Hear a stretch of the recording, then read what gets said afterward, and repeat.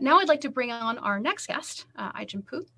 Ai-Jen is the co-founder and executive director of the National Domestic Workers Alliance, a nonprofit organization working to bring quality work, dignity, and fairness to the growing numbers of workers who care and clean in our homes, the majority of whom are immigrants and women of color. Welcome, Ai-Jen. Thanks so much for having me, Olga. It's great to be here. And hello, MoveOn family. I'm so excited to have some time with you. What the audience could not see, I'm pretty sure, is there were multiple times that Ai-Jen was doing tiny little dances as the congressman was speaking earlier, which was delightful to watch. So super excited to have this conversation with you. We're going to play the same little game we played earlier, if you were game, in terms of asking you some facts about yourself and seeing, having the people guess whether things are true or false. So we'll ask our audience in the chat to guess if each one's true or false as we go. And I'd love to invite you, to kick it off by just sharing a fact about yourself. Great. And before I do that, I will say that Congresswoman Porter this morning on the hearing was so amazing. It was incredible to see her in action. And she just was so powerful in making the argument around this idea of the single parent penalty. And just the methodical argument and the personal nature of it. And it was so powerful and amazing to bear witness to. And it's a reminder of how it feels and what it looks like to have elected leaders who really embody our values and who fight the way that we do for the country that we want. Okay, so 3 things about me. First, I'm really superstitious. Second, I am an introvert. Third, I have a fear of heights. So I have some guesses, but if people want to take, someone's jumping in saying they bombed last time, scared to guess this time, do not be scared. Jump in. Do not be scared. Yeah, do not be scared. If you want to jump in and guess, any guesses in the chat. Someone suggests all 3 are false. I like that. Bold. Someone suggests that the second one is false. Personally, I would say that you being superstitious is false is my guess. But someone says all 3 of them are true. So would you like to share, some people have had some chances to weigh in. Would you like to share which ones are true and false? So it is true that I am really superstitious and that I'm an introvert. And it is false that I have a fear of heights. Heights don't bother me at all. In fact, the higher the mountain, the better. So yeah, I am very superstitious. I always make a wish when it's 11:11. I never walk underneath a ladder. All the things. Whenever I have an eyelash, I make a wish and blow it. I light candles. Yeah, I'm very superstitious. Creature after my own heart. I actually guessed that you weren't because I think I might be. So lovely. Hi, friendly creature.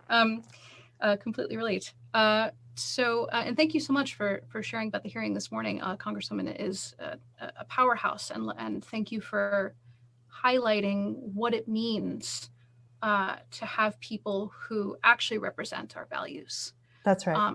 Who fight for us. Yeah, because that has not always been true in recent history. So it's really heartening to see more of that coming to the forefront. I'd like to move on to the first question. There are a lot of things right now in the recovery package to meet all of the multiple challenges that we're facing. Can you tell us a little more about 1 or 2 pieces that you personally are really excited about? Oh, in jobs and recovery? In the recovery package, yeah. Yeah, well, I am really, really excited about the idea that we could build a care economy that actually supports us to take care of the people that we love while we're working. And this is something that is really long overdue. The fact that we don't have universal childcare or paid leave or home and community-based services available for people with disabilities or older people, it's a huge, huge problem and challenge that we have kind of borne on our own as individuals. And if for some reason we struggle, we think it's a personal failure, or that we didn't save, or we don't have the right job, or we did something wrong. And in reality, care is a need that we all share, and it's a public good. And the whole entire role of government is to support us around the things that we need support around, and to solve problems that the market can't solve. And care is one of those things that it's essential infrastructure. When we think about roads and bridges and broadband as things that enable commerce and everything else to be possible in our economy, what could be more fundamental and essential than good childcare, the ability to have home care for our aging loved ones? I mean, this is absolutely essential. And in the recovery package, we could invest in our care economy in a way that we never have before, in a totally transformative way. And that would also enable care workers, like the workers that I work with every single day, to have good jobs and to be able to take care of their families too. Right now, the average income of a home care worker in this country is $17,000 per year.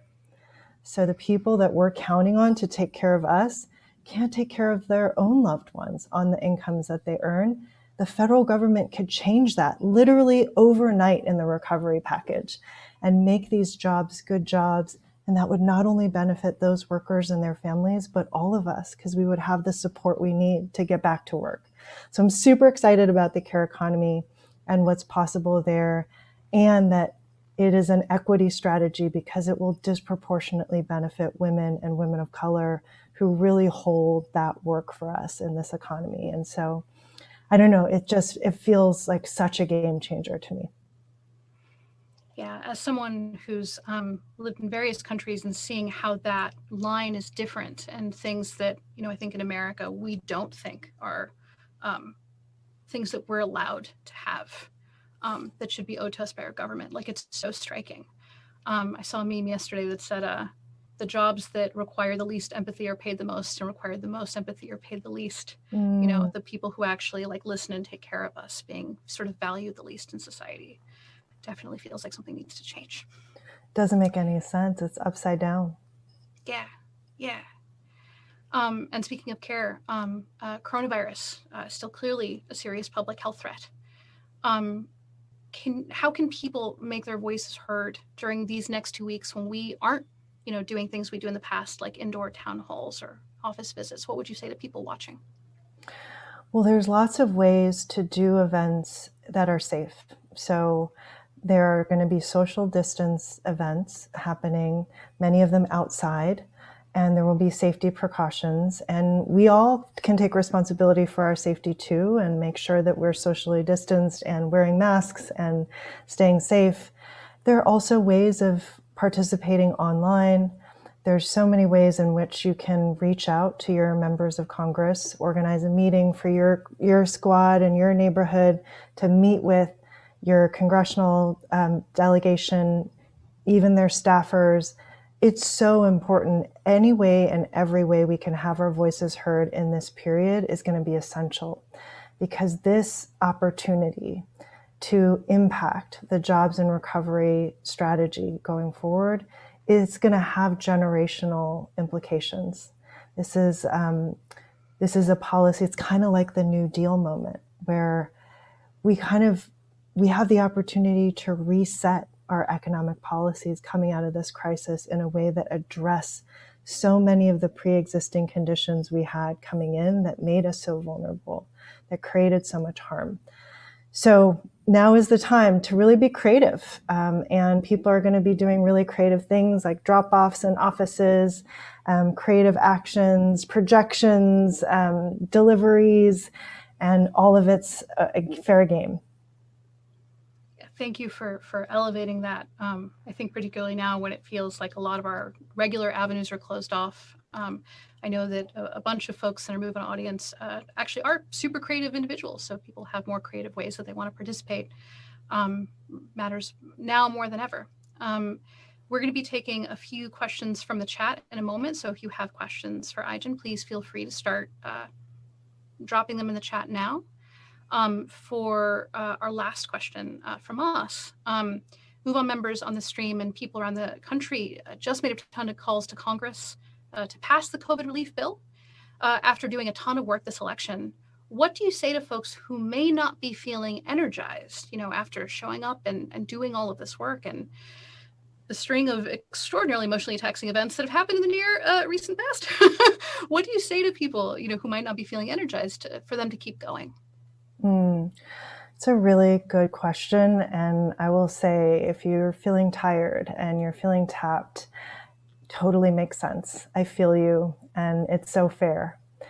And we are living in a really, really special time in this country. We have our democracy just had a near-death experience, and we're not out of the woods. And we've just been through a pandemic that has crazy implications on our physical, spiritual, economic health as a country. And this window that we have right here, right now, to shape policy is kind of a once in several generations moment where we can actually make big change on almost all the things that you probably care about and have wondered about, like, when are we going to see change on this issue? We might see it now. So this is not a time to slow down. You can tap in other people. You can think about it like a relay, because this is a marathon. We're going to be in this for a while. And this is a very special window. I think about like the time when it was like the New Deal, right? We were also coming out of a time of crisis and social movements on the rise. And we were able to enact sweeping policies that reset our economic and policy frameworks for generations.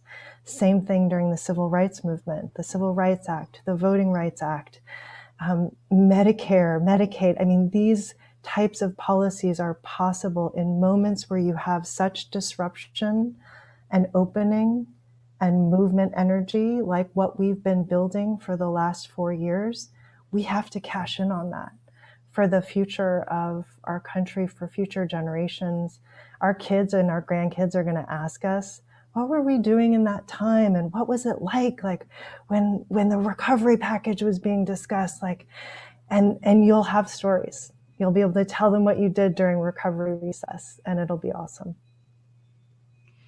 I love you pointing out that we're at a historical sort of change point, and how many of those seem like they're happening one on top of the other, and probably one causes the next, which means that people can have outsized impact right now. Absolutely, that's right. And it's also helpful to keep in mind the marathon aspect, because I know that a lot of people tend to show up for this workshop because they care, and so it tends to feel like a sprint that just goes on. So the idea of being like, you can have a baton and you can tap in and out, because this fight, keeps going, is really, really helpful. I'd like to take some questions from the chat now. I know that we've been populating already with some questions. We have a question from Anagram. How are we going to get the minimum wage increase that we need? We're going to have to organize and push and demand it. We actually have more support than we ever have. It's an incredibly popular issue. The only reason why it hasn't moved forward is because of very powerful lobbies that have been throwing money around to try to stop us. But at the end of the day, people are stronger and more powerful than any special interest lobby. And so we just have to keep at it. We have more momentum than we ever have, and we just have to keep going. It feels like the people in the special interest pockets, their job is to specifically make us feel like we don't have power, so we don't show up. So thank you for the reminder. Great point. Of how powerful we are. Yeah. I have another question from the chat. I don't see who asked this, but someone is asking, in your opinion, how do you think we can end the filibuster? Can we? Oh, well, I mean, I I work with domestic workers. And, we've always been told everything that we set our sights towards is impossible. Domestic workers want a Bill of Rights in New York. That's impossible. That'll never happen.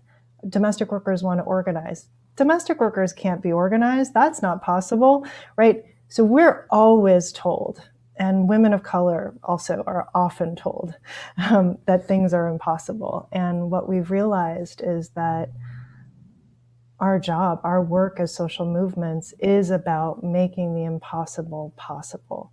It is about expanding the realm of what is possible. That is what the power of everyday people coming together creates. That is what we do. That is why we're here. And so never let anyone tell you that filibuster reform is impossible. No, it's not. We're going to make it possible. And I'm sure Rana will have much smarter things to say about that too. Thank you for that reminder. If you're just joining us, we're taking questions for Ai-Jen Poo in the chat. So if there's anyone who wants to jump in with some questions, we have a question from Piano Keys Fun. You mentioned the National Domestic Workers Alliance. How long have you been with the National Domestic Workers Alliance? Can you talk a little bit about your experience there and how that kind of pertains to the fight in front of us? Sure. I was a co-founder. I am a co-founder of the Domestic Workers Alliance. There were 50 of us, domestic workers and organizers from around the country, who founded the organization in 2007 in Atlanta, Georgia. And I started organizing domestic workers much before that in 1998 in New York City. So I was working locally for a long time, and then after we formed the National Alliance, started doing more work nationally. And I would say that everything I know about organizing, I've learned through organizing domestic workers. And one thing is clear, that we've never won more by demanding less. And this moment is a moment where we need to be demanding what we need. We need to be demanding the jobs we need, the support we need, the care we need, the climate policy we need. And yeah, I think that is, so for domestic workers, we're working really hard to make sure that there is a big investment in care jobs, to make these jobs good jobs for the first time in the history of this country. A lot of people don't know this history, but some of the first domestic workers in this country were enslaved Black women. And ever since, it's always been women of color, immigrant women, women of marginalized social status that have done this work. And the workforce has faced exclusion after exclusion, excluded from the New Deal, excluded from Social Security and occupational safety and health protections over and over again. We have a moment in this jobs and recovery package to really take that on head on and make these jobs dignified jobs with living wages and a union and a path to citizenship for the immigrant workforce. I mean, it's a game changer. So we are all in, and we're super excited to be mobilizing alongside all of you for Recovery Recess, because really the stakes could not be higher for us. Thank you so much for all the work that you do and are doing. And thank you to everyone who's been asking questions in the chat. Are there any last thoughts you'd like to share with people watching before we wave to you until we see you again? Look, I think MoveOn is an awesome organization, and I'm so proud to work alongside Rana.